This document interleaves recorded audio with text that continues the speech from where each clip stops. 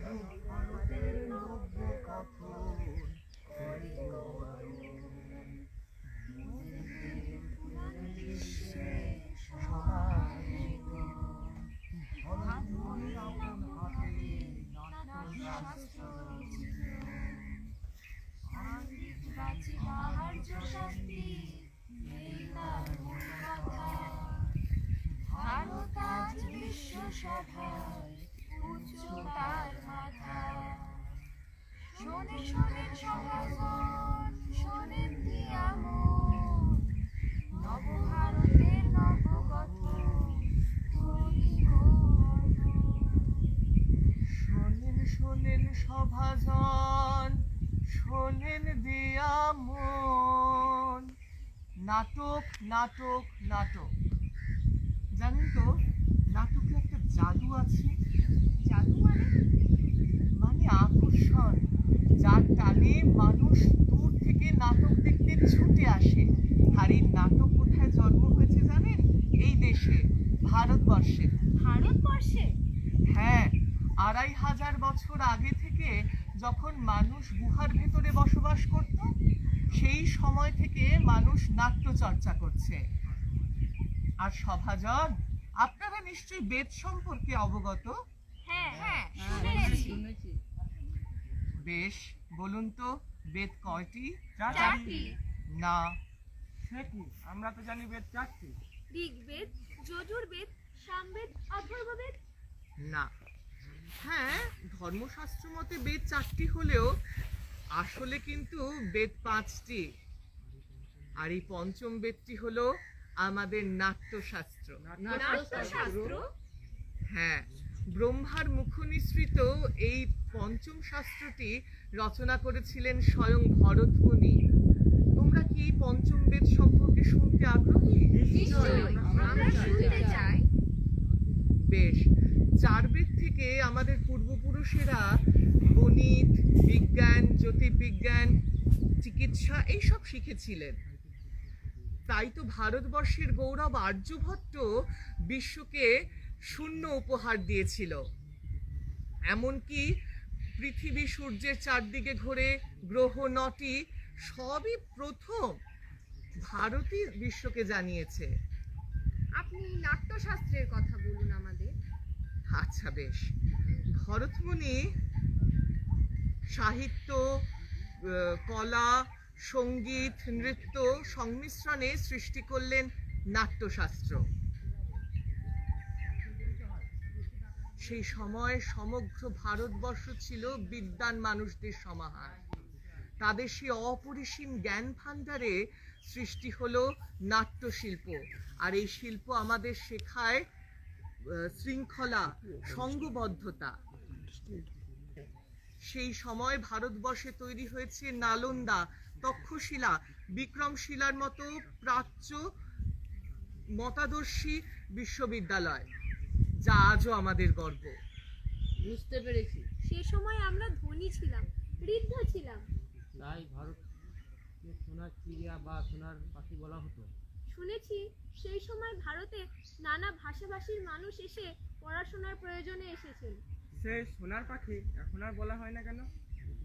যেহেতু আমরা জ্ঞানে বিজ্ঞানে ভীষণ ঋদ্ধ ছিলাম, তাই ভারতবর্ষের বাইরে থেকে বারবার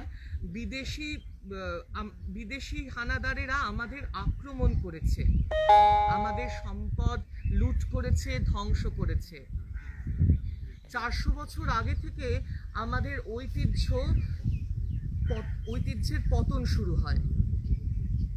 হানাদারদের প্রবল শক্তির দাপটে আমাদের অখণ্ডতা ভেঙে যায়, অনৈক্য সেখানে বাসা বাঁধে, সংস্কৃতিগত অধঃপতনে আমরা দুর্বল হয়ে পড়ি।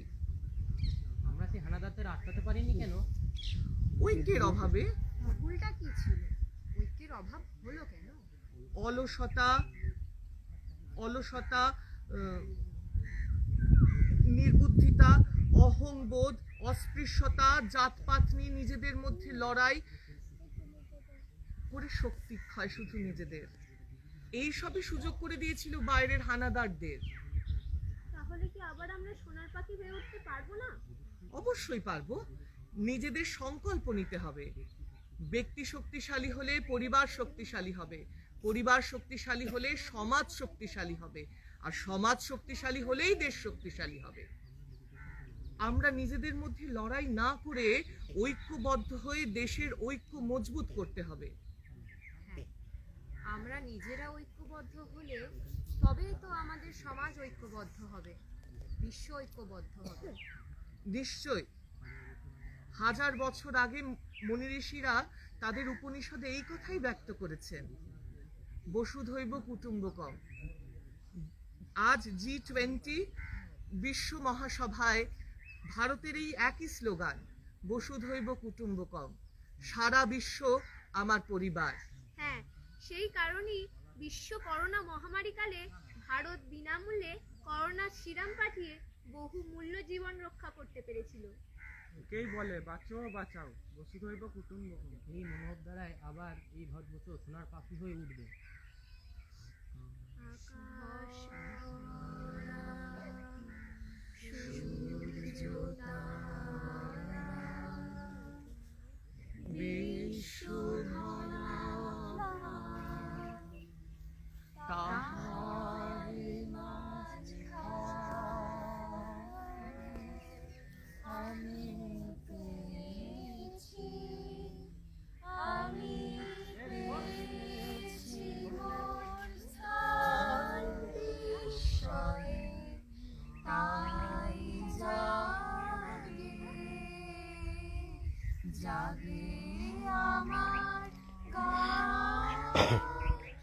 আকাশ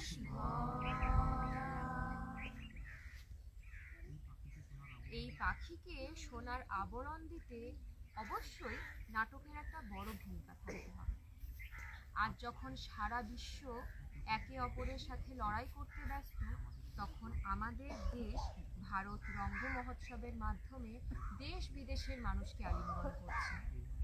এর মাধ্যমে সংস্কৃতি ও জ্ঞানের আদান প্রদান হচ্ছে। তাহলে সোনার পাখি হয়ে ওঠার জন্য কি কি বিষয় আমাদের সচেতন হতে হবে? তোমাদের মধ্যে কেউ শিক্ষায় এগিয়ে থাকলে সে যেন সেই সব মানুষদের সচেতন করে যারা শিক্ষার গুরুত্ব জানে। কেউ যদি নারী কল্যাণের কাজে নিয়োজিত থাকে, তাহলে তার কর্তব্য হবে নারীদের সুরক্ষা সম্পর্কে সচেতন করা। হ্যাঁ, নারী যদি সহায়ক হয় তাহলে পরিবার শক্তিশালী হয়। আর কিভাবে আমরা জনগণকে সচেতন করতে পারি? মাদক সেবন থেকে আমরা তাদের দূরে থাকার পরামর্শ দিতে পারি। মাদক সেবনের ফলে সামাজিক, অর্থনৈতিক, স্বাস্থ্যগত ক্ষতি হতে পারে, সে সম্পর্কে আমরা তাদের সচেতন করতে পারি। জাতপাত, ধর্মীয় কুসংস্কার, অস্পৃশ্যতা এই সব থেকে দূরে থাকার আমরা তাদের সচেতন করতে পারি। আর কিভাবে আমরা তাদের সচেতন করতে পারি? বিজ্ঞানের জ্ঞান বৃদ্ধি করে নতুন নতুন জিনিস আবিষ্কারের প্রতি তাদের উদ্বুদ্ধ করতে পারি, যাতে আমাদের দেশ আত্মনির্ভরশীল হয়ে ওঠে। তাহলে খালি বিজ্ঞানের উপর ভর করেই সবকিছু সম্ভব? না না, যে কারণে নাট্যশাস্ত্র লেখা হয়েছিল, আজও সেই একই ধারণাকে আমাদের সঙ্গে নিয়ে চলতে হবে। আমাদের ঐতিহ্য, সংস্কৃতি, স্থাপত্য, ভাস্কর্য, বেদ, পুরাণ এছাড়াও যা কিছু বিস্তৃত আছে, যাতে আমাদের পূর্বপুরুষরা অবদান রেখে গেছেন, সেই সম্পর্কে আমাদের পরবর্তী প্রজন্মকে ধারণা দিতে হবে, অন্বেষণ করতে হবে, পড়তে হবে, বুঝতে হবে। কখনো তোমার নিজের ঐতিহ্য, সংস্কৃতি ও ভাষা ভুলে গেলে চলবে না, তবেই তো বৈশ্বিক অগ্রগতি হবে। আমরাও স্বনির্ভর হব, আমাদের দেশও শক্তিশালী হবে। হ্যাঁ, সেজন্য আমাদের ঐক্যবদ্ধ হতে হবে। হ্যাঁ, আমাদের স্বনির্ভর হতে হবে। এই মনোভাব দ্বারাই ভারত এই মনোভাব দ্বারা এই বিশ্ব আমাদের অনুসরণ করবে। এছাড়াও অনেক অন্ধকার দিক আছে, সেইগুলো বলুন। আরে বাবা, সব যদি আমি বলে দেব তাহলে তুমি কি করবে? চারিদিকে তাকিয়ে দেখো, তোমরাই দেখতে পাবে। আচ্ছা, আমি বলছি, ভ্রূণ হত্যা, পণ প্রথা, নারী পাচার, শিশুকন্যা হত্যা, পশু হত্যা, অকারণে গাছ কেটে বন ধ্বংস করা। এই তো দেখো, কতগুলো অন্ধকার দিক পেয়ে গেলে। এই বিষয় নিয়ে নাটক লেখো, অভিনয় করো, যা মানুষের মাধ্যমে ছড়িয়ে পড়বে, এক সুস্থ বিনোদন দেবে। সুস্থতার সাথে জ্ঞানও ছড়িয়ে পড়বে। আমরা প্রাচীন ভারতের সংস্কৃতিগত ঐতিহ্য বসুধৈব কুটুম্বকমের ঐতিহ্য বহন করে 2047 সালে ভারতের 100 বছর উদযাপন করব। রাষ্ট্রীয় নাট্য বিদ্যালয় আয়োজিত ভারত রঙ্গ মহোৎসবে আসুন, আমরা অঙ্গীকার করি।